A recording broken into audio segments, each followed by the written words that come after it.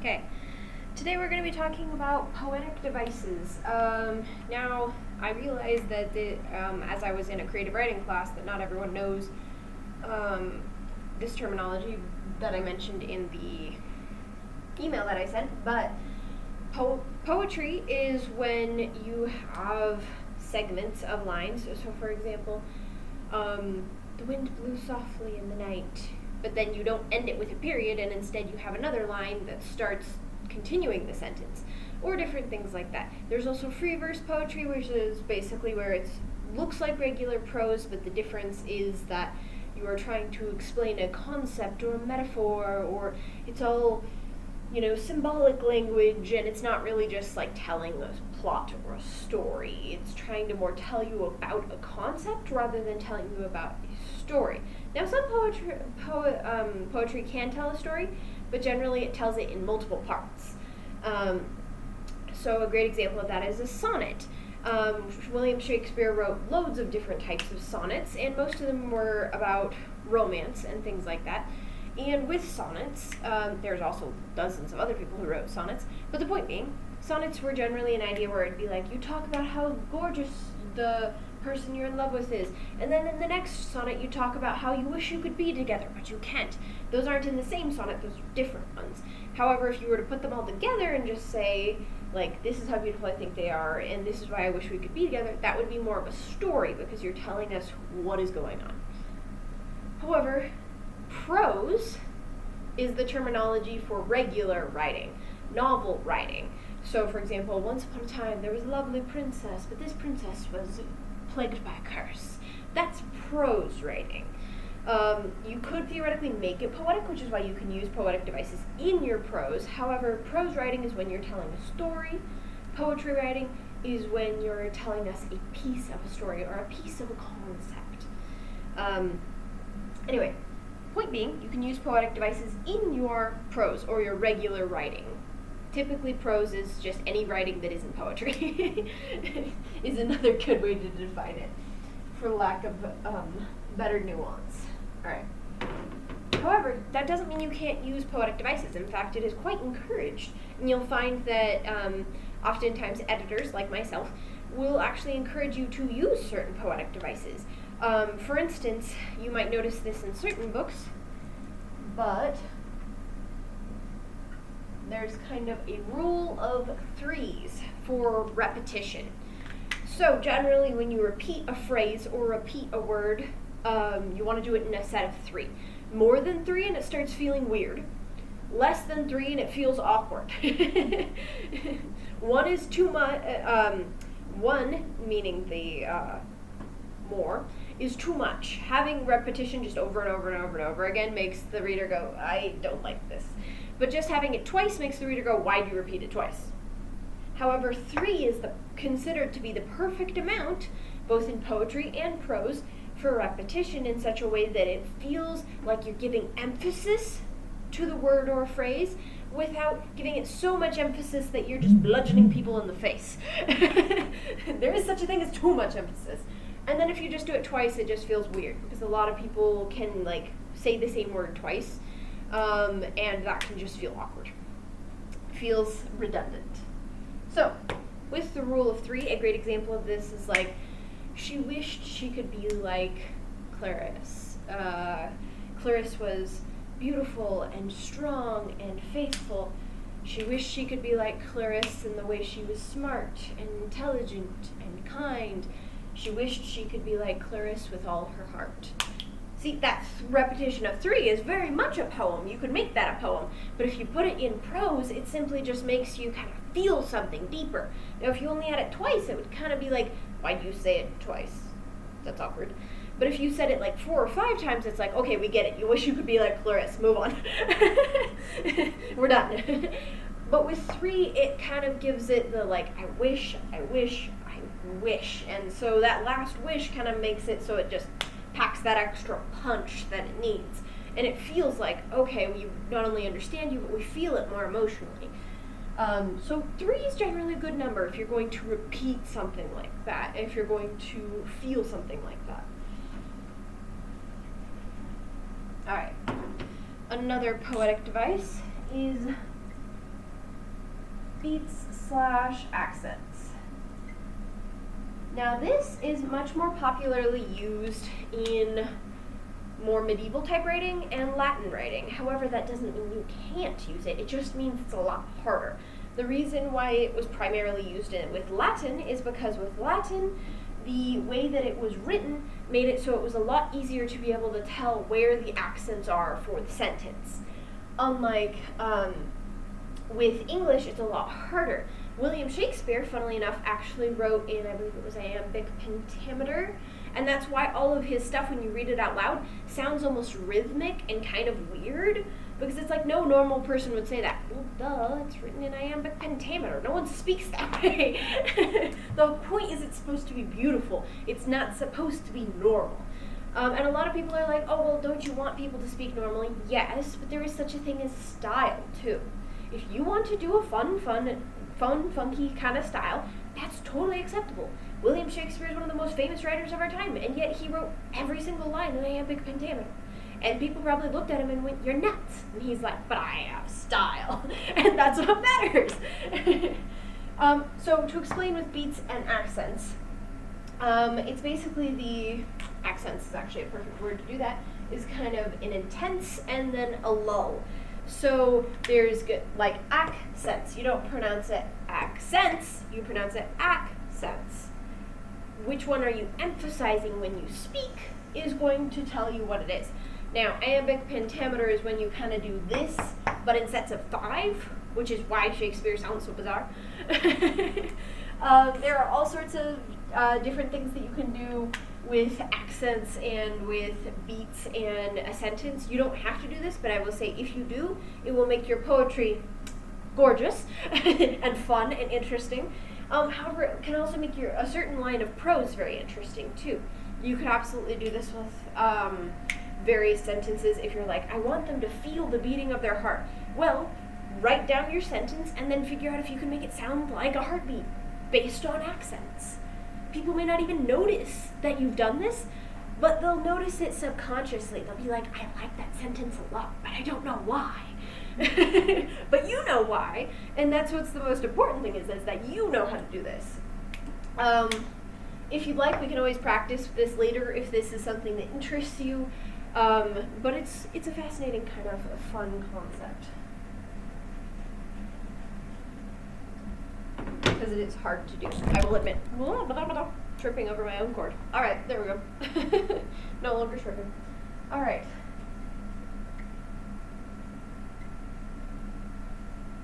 Alright, so short and long sentences. We've already talked about this before, but this can definitely add to your poetic flair in your prose. So for example, a very short sentence like, I hate this. Hate what? What do you hate? Why do you hate it so much? Gives us a lot of questions, first of all, and second of all, it gives it much more impact, right? If you said, I hate that the grass is green because once upon a time there was green, too long. If you're trying to say a powerful emotion, generally the fewer words you can use, the more it's going to pack that punch. Same thing with fight scenes. If you are like, and they punched them in the face, it's going to have a lot more impact than saying, and they punched them in the face with the power of 1,000 dragons and the 1,000th sun in the universe of... Too long. No one cares anymore. We're done. So having shorter sentences can be very much impactful for emotions and for fight scenes, whereas having longer sentences can be much more whimsical and elegant. So for example, I was reading someone's prose, and they were talking about a willow tree and comparing their life to a willow tree. So all their sentences were long, elegant, and flowy. Why? Because it reminded you of a willow tree, the way you were reading these long, elegant, flowing sentences like the branches of a willow. And so as a result, it gave you that same feel, and it gave you this kind of elegant sense to the same thing. This is very much used in poetry, however, it can very much be used in prose, and that's why we like sentence length variants. Having the same length sentences feels bizarre and robotic and strange. So having the short and long sentences in certain ways that impact and give it more power is actually really important, or at least I would say it's really important. I find stories much more interesting when they do things like that, and most people do. All right.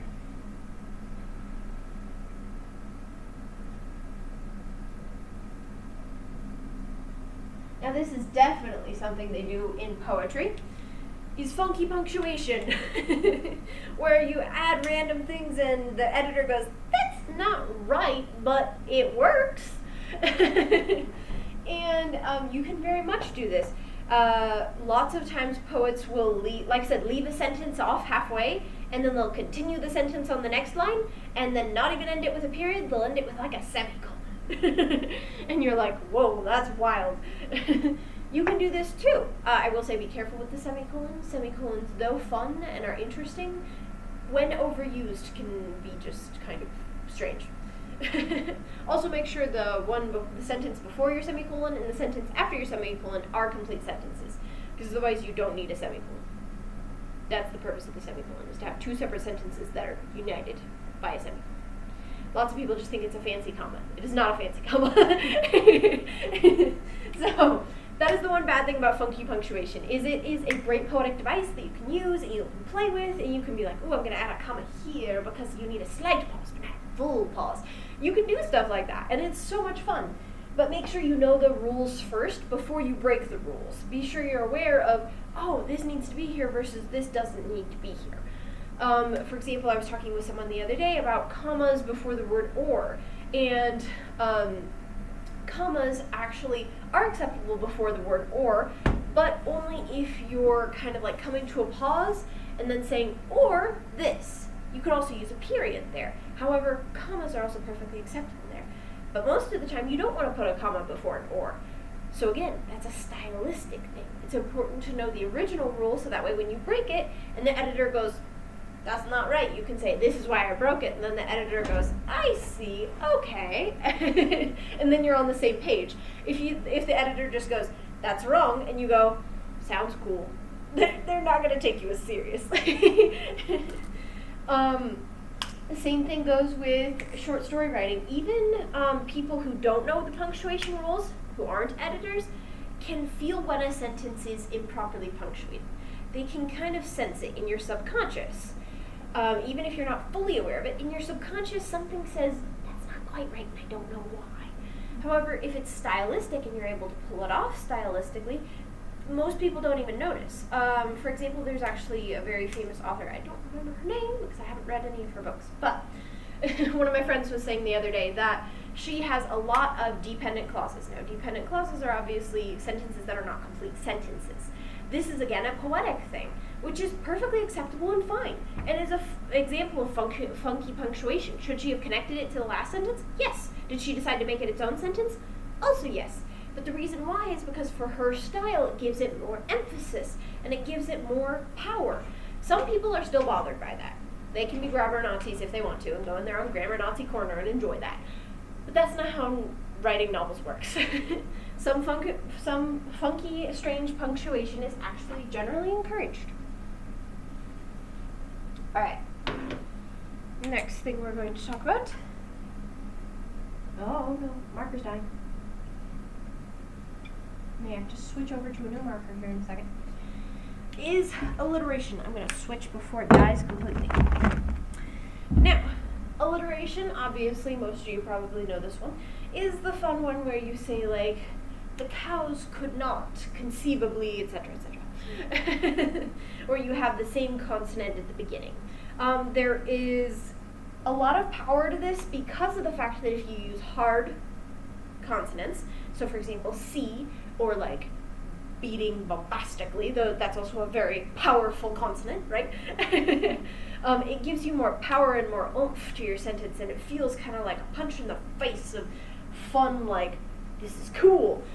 You can also do softer consonants, like the feather fell flightlessly, and that feels much more gentle, right?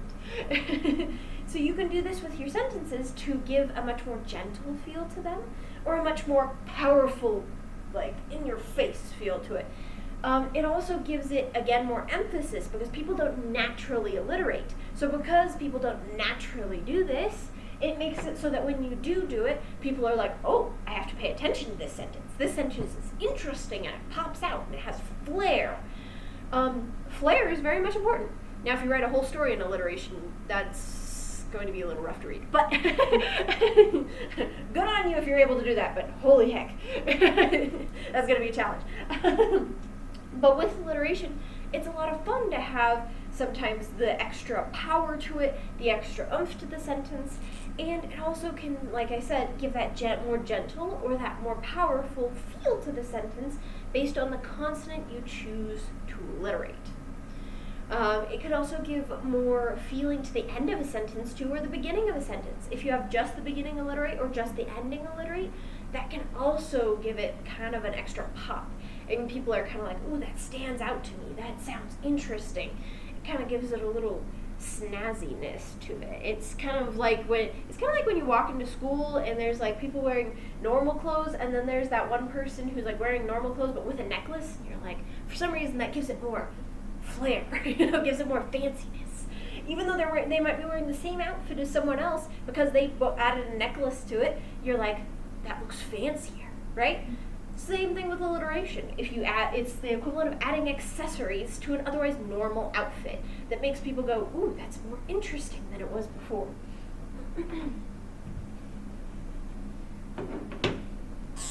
All right. Next, we're going to talk about metaphors. Wonder if that's even able to be seen on the screen. That is such a bright lime green. Nope, can't see it at all. I will change markers. All right. Do a little watermelon thing for those of you who can see it. Hello. Hello. So with metaphors, it is a really fun device you can use in your prose, even though it is more commonly originated from poetry. It is very fun to use with your prose because of the fact that it helps give extra, once again, that kind of flair and emphasis to a sentence in a different kind of way.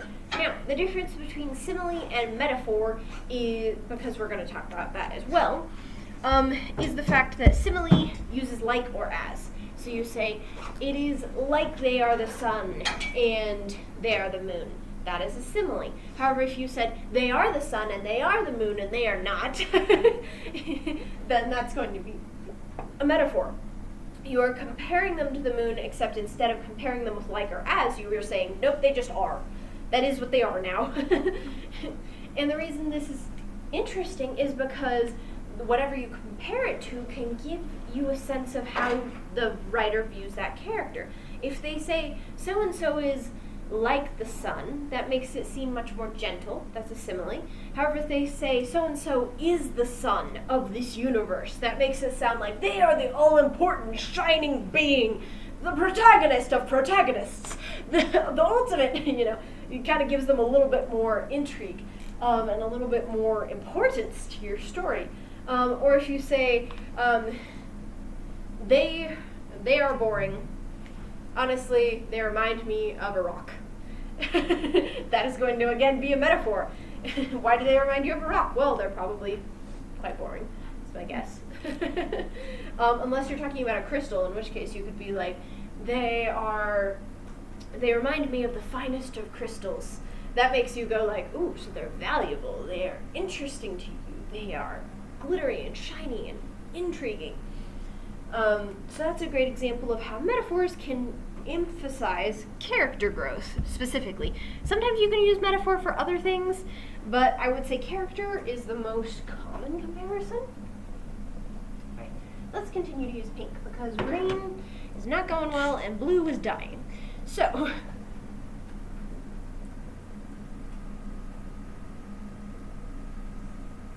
personification. Now, it can be used not only as a stylistic thing, but throughout an entire novel, if need be. For the great example of this is the Warriors series. This is a series about cats, for those of you who haven't read it. In case you don't know, most cats don't talk to each other and form clan-like formations with leaderships and warriors and stuff like that. Just in case that was an illusion you had. Doubtful. Y'all are very intelligent people. But the point is, they personify them and act like, yes, they would have a leader, and not only that, but they might even vote in the leader. And they have names that have significance and meaning, and they even have a religious structure. They're very much doubt that cats have a religious structure. Inform me if I'm wrong, but I don't think they do. Just the day we can talk to cats, maybe we'll figure that out. But for now, it is considered personification, because as far as we know, that's a person thing to do. That's a people thing to do, not a cat thing to do. You can do this with objects, you can do this with animals, you can do this with almost anything that is not already a person. You cannot personify a person because they are in fact a person, unless they're secretly a robot. But that's a different story.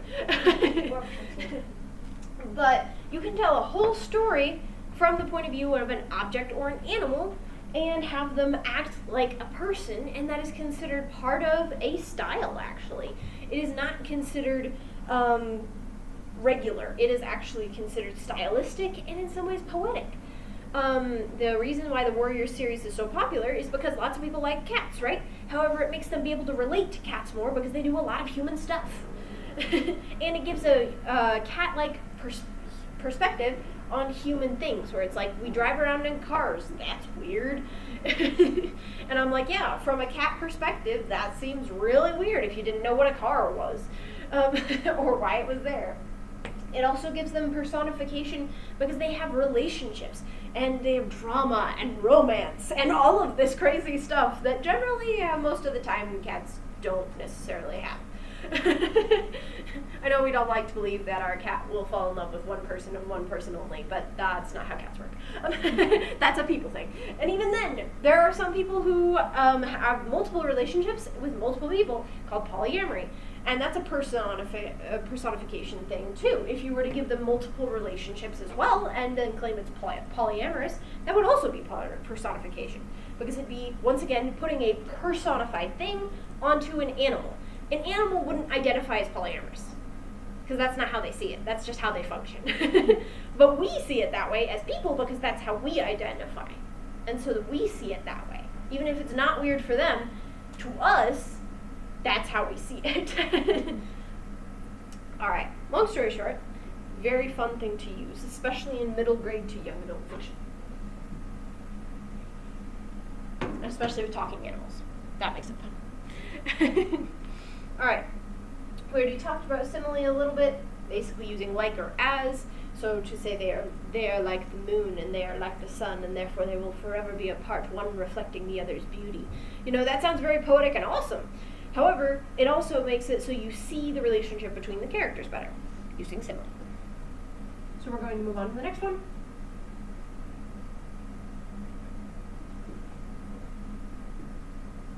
Parallel structure. Now, this can be something that you can do in a sentence, but it can also be something that you do in a plot. We're going to talk more about foil characters here in a second, which is a very similar thing, but kind of the exact opposite. Parallel structure is, for example, when you have one person trying to fight for their dream at the exact same time that someone else is fighting for their dream, and at the end of the novel they both meet together. That's parallel structure. That means that they have almost the same journey, and yet they're entirely different people, so the structure's parallel, but they have an entirely different plot line. Someone might be trying to become a famous actor, and the other person may be trying to become a famous artist. And those are not the same thing, and those are going to have very different goals. But nonetheless, because they're both trying to get towards a goal of becoming famous in their thing, they might have a very parallel-like structure. They might both struggle. They might both receive bad feedback. They both might receive failure. They both might have judges go, "You're not good enough," and have them go, "No." You know, those are all similar things they can go through on a very different journey that can then highlight things. That's why a parallel structure is important with plot or things like that. It's because it can highlight both the differences, but also the similarities between the two. It also can give parallel structure in a sentence. So if you're saying like, they, like I said earlier with simile, they're like the sun and the other's like the moon. That's a parallel structure because you're doing the same type of sentence, but you're saying so-and-so and moon and so-and-so and sun. So you're changing a few of the words, but overall the sentence structure is the same. The reason why that works is because it helps give, again, it shows what is the same and what is different, which then gives different highlight and contrast to your writing. that is not an eraser. That's an eraser. I'm tired. All right. Next, we're going to talk about foil characters.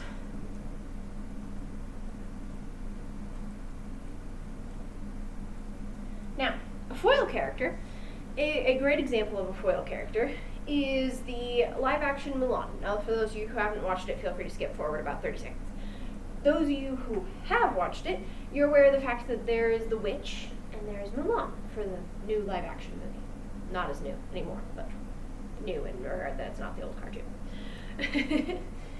And the reason the witch acts like a foil for Mulan is because they both are females who felt outcast by their village. One being physically outcast and one being emotionally outcast.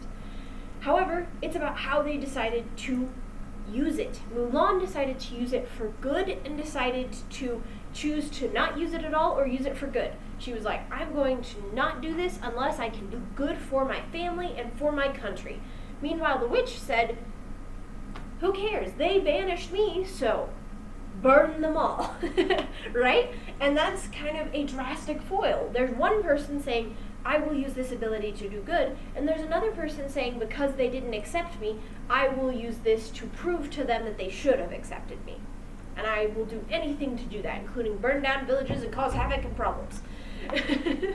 That's what a foil character is. They have the exact same start to the journey, but how they end it is different. A lot of times people like to say that the hero and the villain are exact foils. Not always true.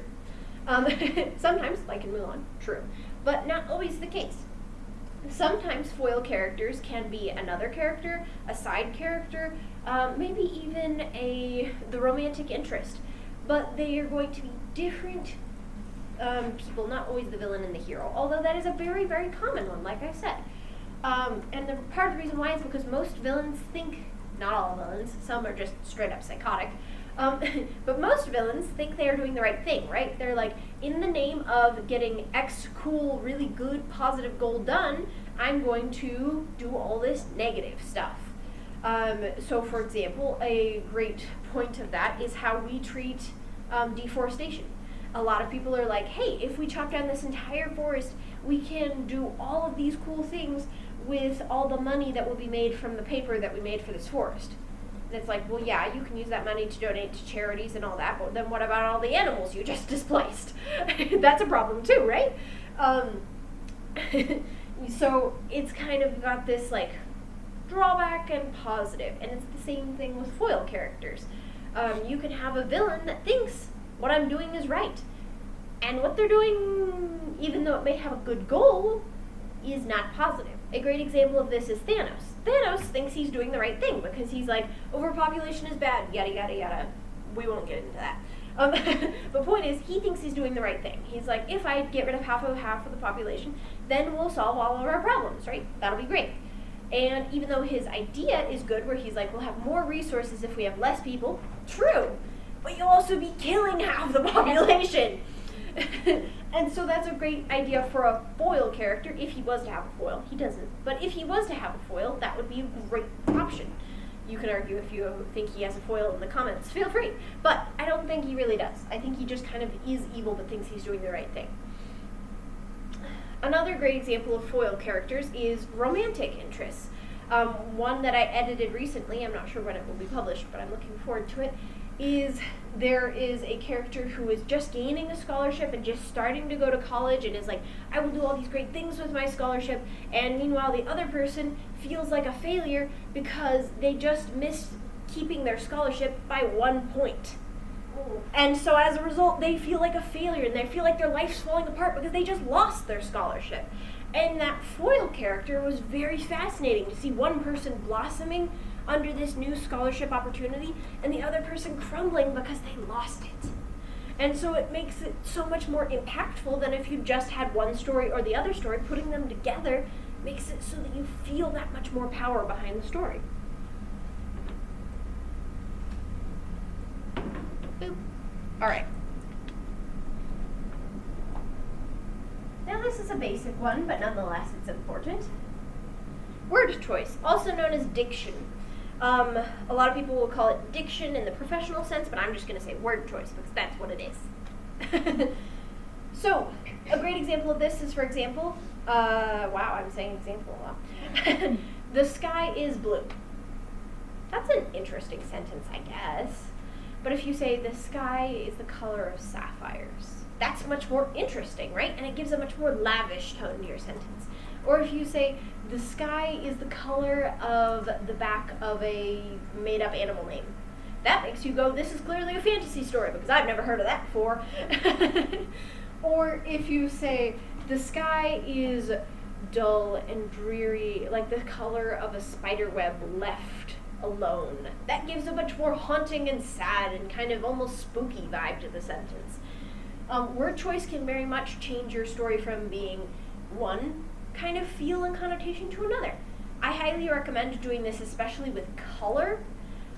Just saying the word blue, white, black, gray. Try to look up synonyms and find an alternative synonym as often as you can, because of the fact that people will find that much more interesting than if you just say gray.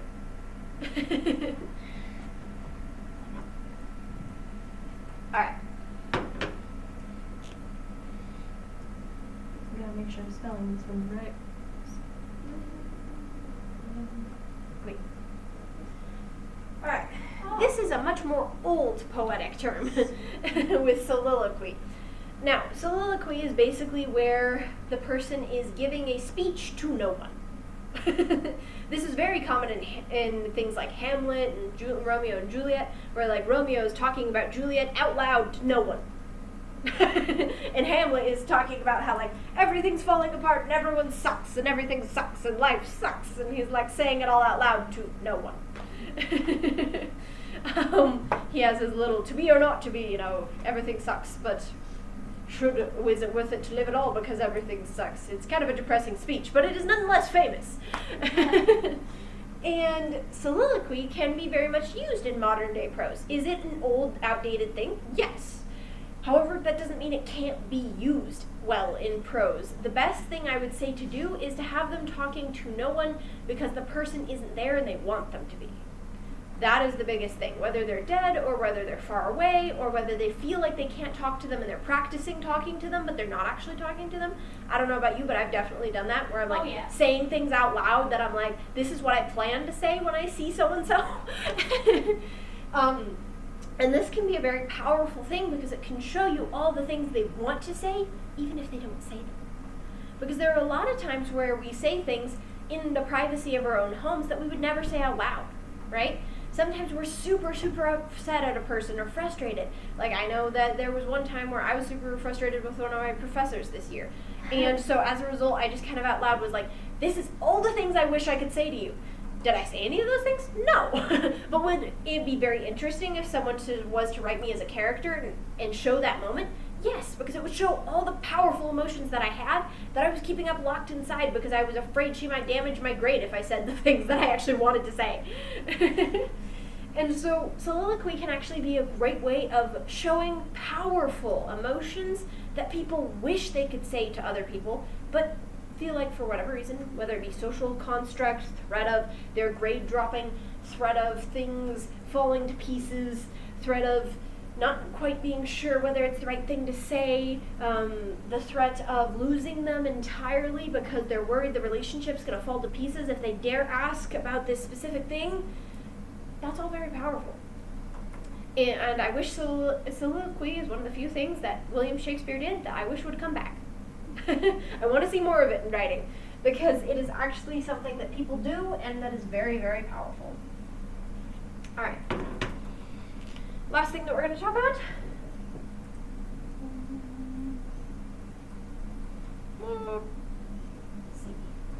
Assonance. Funnily enough, alliteration and assonance alliterate, and yet they are not the same thing. So alliteration is commonly alliteration is when you repeat a letter. So typically consonants, though. It's typically consonants. Assonance is when you repeat a specific vowel. So a specific vowel sound either in the middle of the sentence, at the end of the sentence, or in the beginning. Typically it's the beginning. However, people mistake that for alliteration, but technically it's assonance. Same thing with if it's in the middle of a sentence. So I can't think of any examples off the top of my head. But, point being, that it's a repetition of vowels. Now, the reason this one's interesting is because vowels are very much hidden amongst our language, right? They help us be able to pronounce things, and yet we barely remember they exist. And so having that rhythmic kind of repetition of vowels can very much be interesting, especially depending on the vowel you're repeating. If you're repeating O a lot, it can almost sound kind of haunting, you know, to have that almost kind of like a song. However, it can also have very interesting repetition as well if you're doing like Y or E, because then you have kind of a screeching almost sound going on. I would love to see more assonance in stories because I think that would be fantastically fascinating, personally. When I re-looked into this, I was like, I will have to challenge myself to do that more because it is quite a fascinating concept. Anyway, that is the concept we're talking about for today. The end of the lesson. I'm going to turn the video off. Feel free to ask any questions that you'd like. Reminder that we have the contest going on, and the contest entries are due the last day of May. We close at 6 that day, so please make sure that you try to get it in before 5 o'clock because we will not take any after 5:45 because we're closing at 6. But please turn in your entries. I would love to see you guys all turn in an entry. It would make me very, very happy. Especially because we've only had like about, I would say, 6 at most for the teen entries. So if we can really get more teens entering, I would be super happy. Very delighted. We've had like lots of adult entries and just like an okay amount of teen entries, and I'd love to see more. I'd love to see you guys battle it out for who can get more entries, teens or adults. Going down, you adult. We got this. More of them. Yeah, I mean, currently the record you have to beat is 7, so as long as you can get more than 7 people entering teen entries, we'll see, making a competition who can enter more. Let's see, well, I've got me, I've got Michael, I've got 2 writer friends at school. I think That's at least 4, right? Yeah. There you go. I have writer friends at school. There you go, 5. Yeah. All right, but anyway, thank you guys so much. If you are interested in the writing contest, it is, for those of you listening to the video, it's at the upstairs desk. If they don't have any forms right now, contact me by email or comment on this one and say, hey, I need a form. I'm looking forward to seeing your guys' entries.